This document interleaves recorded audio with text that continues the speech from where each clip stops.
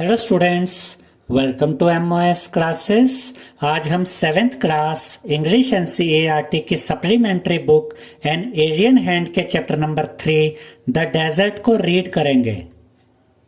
Desert का मतलब होता है रेगिस्तान। यहाँ पर हमें ये 3 पॉइंट्स दिए गए हैं। पहले हम इन तीनों पॉइंट्स को पढ़ते हैं। A desert is generally without water and vegetation. इसका ये मतलब है कि डेजर्ट में, रेगिस्तान में आमतौर पर पानी भी नहीं होता और वनस्पति भी नहीं होती, यानी कि पेड़ पौधे भी नहीं होते। सेकंड पॉइंट है a green patch with fresh water and green trees in the middle of a vast desert is a beautiful sight. इसका ये मतलब है कि एक बड़े रेगिस्तान में ताजा जल और हरे पेड़ों का एक हिस्सा, एक पैच, एक बहुत ही सुंदर दृश्य होता है।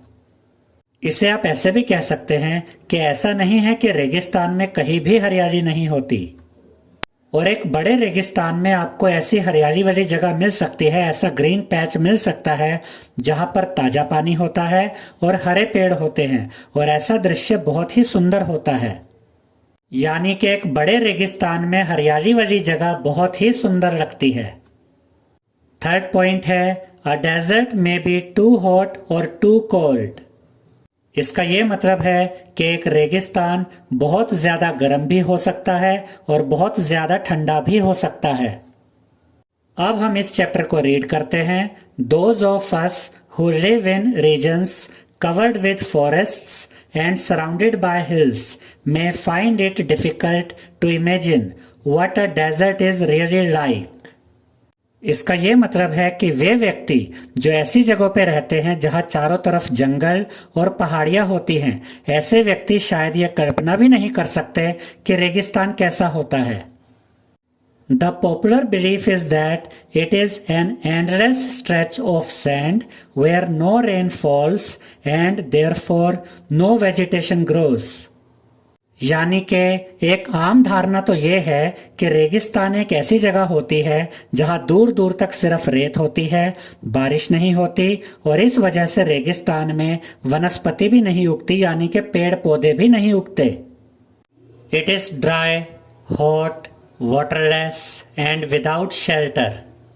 यानी कि रेगिस्तान सूखा होता है, गर्म होता है, यहाँ पर पानी भी नहीं होता और यहाँ पर रहने की जगह भी नहीं होती। But this is not entirely correct. लेकिन ये बात पूरी तरह से सही नहीं है।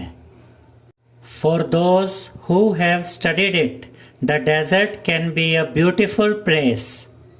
इसका ये मतलब है कि जिन्होंने रेगिस्तान के बारे में पढ़ा है वो ये जानते हैं कि रेगिस्तान भी एक सुंदर जगह हो सकती है। It is the home of a variety of people, animals and plants that have learn to live under very hot and dry conditions.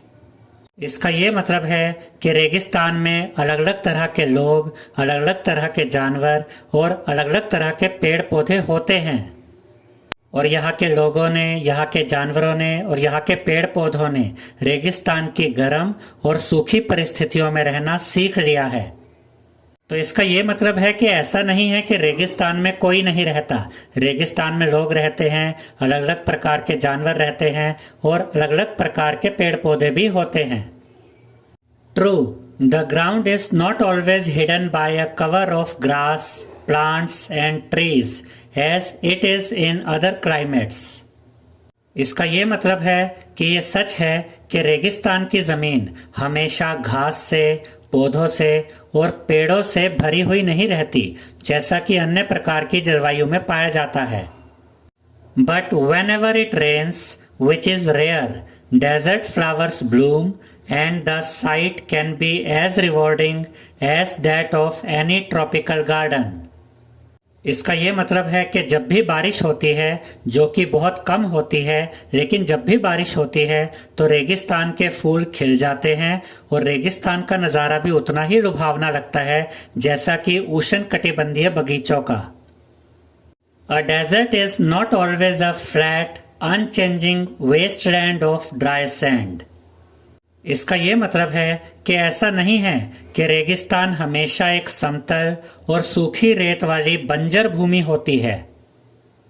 It may have mountains and hills, यानी कि रेगिस्तान में पर्वत और पहाड़ियां भी हो सकती हैं। It may have an oasis big और स्मॉल, इसका ये मतलब है कि रेगिस्तान में बड़े या छोटे ओएसिस भी होते हैं। ओएसिस क्या होते हैं ये अभी हम पढ़ेंगे। An oasis is like a green island in the middle of a desert where a spring और a well gives plants and trees a better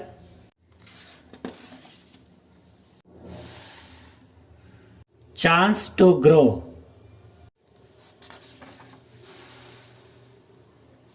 इसका ये मतलब है कि ओएसिस रेगिस्तान के बीच में एक हरी भरी जगह होती है, एक हरा भरा द्वीप होता है जहां पर कोई झरना या कोई कुआं पौधों के लिए और पेड़ों के लिए बेहतर तरीके से ग्रो करने में हेल्प करता है। अब हम इसको एक साथ बोलते हैं कि ओएसिस रेगिस्तान के बीच में एक हरा भरा द्वीप होता है जहां पर कोई झरना या कोई कुआं पौधों को और पेड़ों को बेहतर तरीके से ग्रो करने में हेल्प करता है।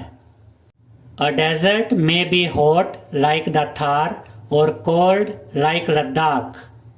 इसका ये मतलब है कि एक रेगिस्तान थार की तरह गर्म भी हो सकता है और लद्दाख की तरह ठंडा भी हो सकता है।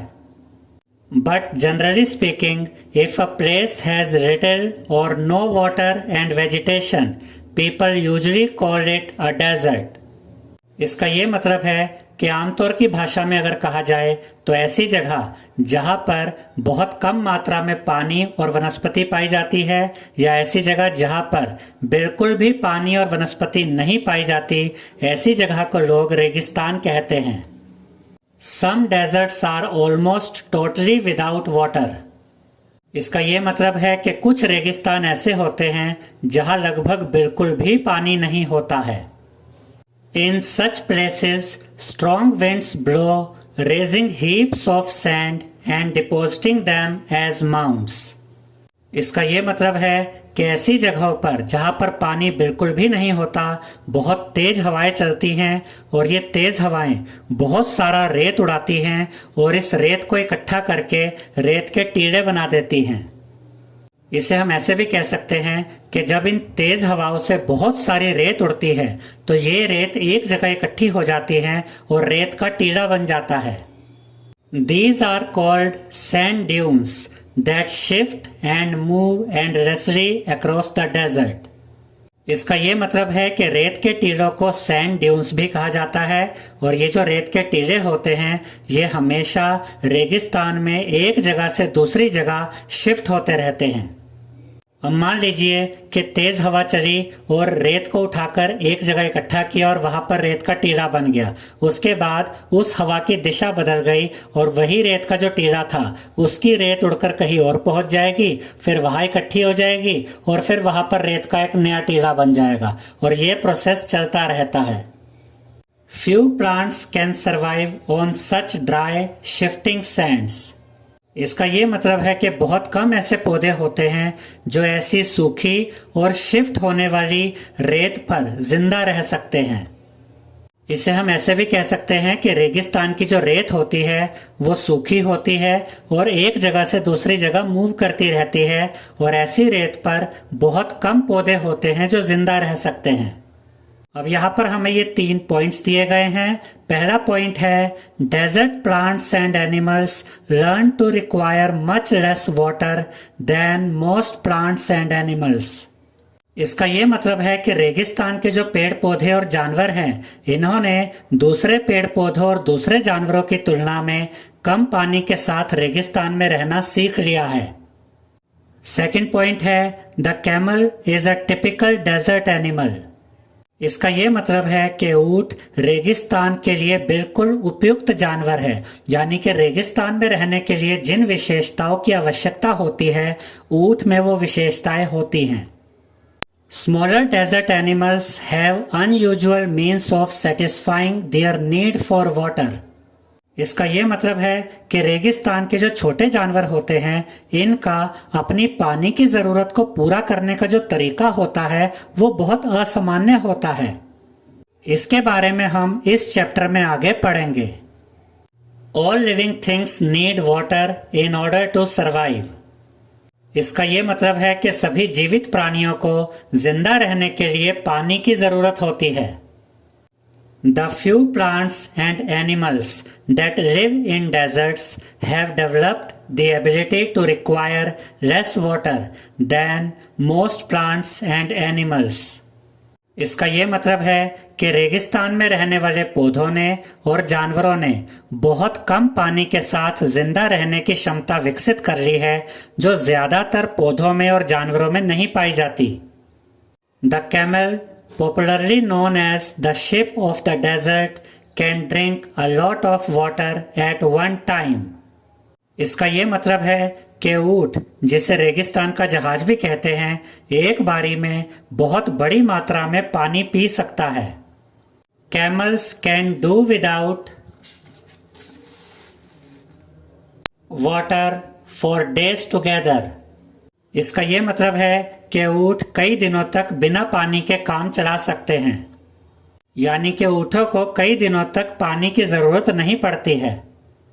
The reason is they sweat very little. इसका कारण ये है कि ऊंटों को बहुत कम पसीना आता है। We sweat because we must keep our body temperature constant. इसका ये मतलब है कि हमें पसीना आता है क्योंकि हमें अपने शरीर का तापमान स्थिर रखना होता है। We sweat when it gets hot and this cools the body. इसका ये मतलब है कि जब गर्मी हो जाती है तो हमें पसीना आता है और इससे हमारे शरीर का तापमान कम हो जाता है। Camels can stand high body temperature. इसका ये मतलब है कि ऊंट ज्यादा शारीरिक तापमान सह सकते हैं, यानी अगर ऊंट के शरीर का तापमान बढ़ भी जाए तो वो इस तापमान को सह सकता है। They don't need to sweat and can therefore retain the water they drink for long periods of time. इसलिए ऊंटों को पसीना आने की जरूरत नहीं होती और इस वजह से जो पानी ऊंट पीते हैं वो लंबे समय तक उनके अंदर उनके शरीर में बना रहता है। The smaller desert animals do not drink water. इसका ये मतलब है कि रेगिस्तान में जो छोटे जानवर रहते हैं वो पानी पीते ही नहीं हैं। They burrow underground during the hot day and come out at night to eat. इसका ये मतलब है कि रेगिस्तान में जो छोटे जानवर होते हैं, जब रेगिस्तान में दिन के समय गर्मी होती है तो ये छोटे जानवर बिलों में चले जाते हैं और रात के समय खाना खाने के लिए बाहर निकलते हैं। Some of them eat other animals and get the water they need from the moisture in the meat. और इनमें से कुछ जानवर दूसरे जानवरों को खाते हैं और उन जानवरों के मांस में जो मॉइस्चर होता है, जो नमी होती है, उस मॉइस्चर से इनके पानी की कमी पूरी हो जाती है, यानी कि इन छोटे जानवरों को दूसरे जानवरों के मांस से पानी मिल जाता है। Others eat plants and seeds and get the water they need from plant juices. और कुछ छोटे जानवर ऐसे होते हैं जो प्लांट्स को खाते हैं और बीजों को खाते हैं और प्लांट्स की जो नमी होती है उससे इनको पानी मिल जाता है। तो इस तरह से रेगिस्तान के इन छोटे जानवरों को पानी पीने की जरूरत नहीं होती, क्योंकि इनमें से कुछ को दूसरे जानवरों के मांस से पानी मिल जाता है और कुछ को दूसरे प्लांट्स और बीजों से पानी मिल जाता है। Desert plants also adapt themselves to the life they lead. इसका ये मतलब है कि रेगिस्तान के पौधों ने रेगिस्तान में रहने के लिए खुद को ढाल लिया है। Cactus plants store water in their thick stems. इसका ये मतलब है कि जो कैक्टस के पौधे होते हैं ये अपने मोटे तने में पानी को स्टोर कर लेते हैं, पानी को जमा करके रख लेते हैं। Their roots lie close to the surface of the ground and quickly absorb the moisture from the light rains that occasionally fall. इसका ये मतलब है कि जो कैक्टस प्लांट्स होते हैं, इनकी जो जड़ें होती हैं वो ज़मीन में बहुत गहरी नहीं जाती, बल्कि सरफेस के आसपास ही रहती है, यानी ज़मीन में ऊपर की तरफ ही रहती है। और जब कभी भी थोड़ी बहुत बारिश होती है तो ये जो जड़ें होती हैं, जो बहुत थोड़ी सी ज़मीन के नीचे होती हैं, ये जल्दी से उस पानी को, उस नमी को सोख लेती हैं। The major feature of all deserts is, of course, dryness and variations of temperature. इसका ये मतलब है कि सभी रेगिस्तानों में जो खास बात होती है वो है वहाँ का सूखापन और तापमान में बदलाव। In humid climates the moisture in the air acts like a blanket and protects the earth surface from the hot rays of the sun. इसका ये मतलब है कि जो नमी वाला मौसम होता है, इसमें हवा में जो नमी होती है ये एक चादर की तरह काम करती है और धरती की सतह को सूरज की गर्म किरणों से बचाती है। लेकिन रेगिस्तान में तो नमी होती ही नहीं है। रेगिस्तान में तो सूखा वातावरण, सूखा मौसम होता है। The absence of this blanket in desert lands causes the desert to heat up rapidly during the day and to cool off rapidly at night। इसका ये मतलब है कि रेगिस्तान में नमी की इस चादर ना होने की वजह से, यानी कि हवा में नमी ना होने की वजह से, जो रेगिस्तान होते हैं ये दिन के समय बहुत तेजी से गर्म हो जाते हैं और रात के समय बहुत तेजी से ठंडे हो जाते हैं। Deserts are an important part of nature's great plan. इसका ये मतलब है कि रेगिस्तान प्रकृति की विशाल योजना का एक महत्वपूर्ण भाग है। इसे हम ऐसे भी कह सकते हैं कि रेगिस्तान भी महत्वपूर्ण होते हैं। They are there like the dense forests and the deep oceans. इसका ये मतलब है कि रेगिस्तान भी धरती का पार्ट है, जैसे घने जंगल और गहरे महासागर। Just because they are hot and dry, one should not look upon them as useless parts of the earth। इसका ये मतलब है कि सिर्फ इसलिए कि रेगिस्तान गर्म और सूखे होते हैं, हमें रेगिस्तान को धरती का बेकार हिस्सा नहीं मानना चाहिए। यानी कि रेगिस्तान का भी अपना महत्व होता है। आई होप स्टूडेंट्स आपको हमारा ये वीडियो पसंद आया होगा। अगर आपको हमारा ये वीडियो पसंद आया है तो इसे लाइक, शेयर और सब्सक्राइब कीजिए। Thank you.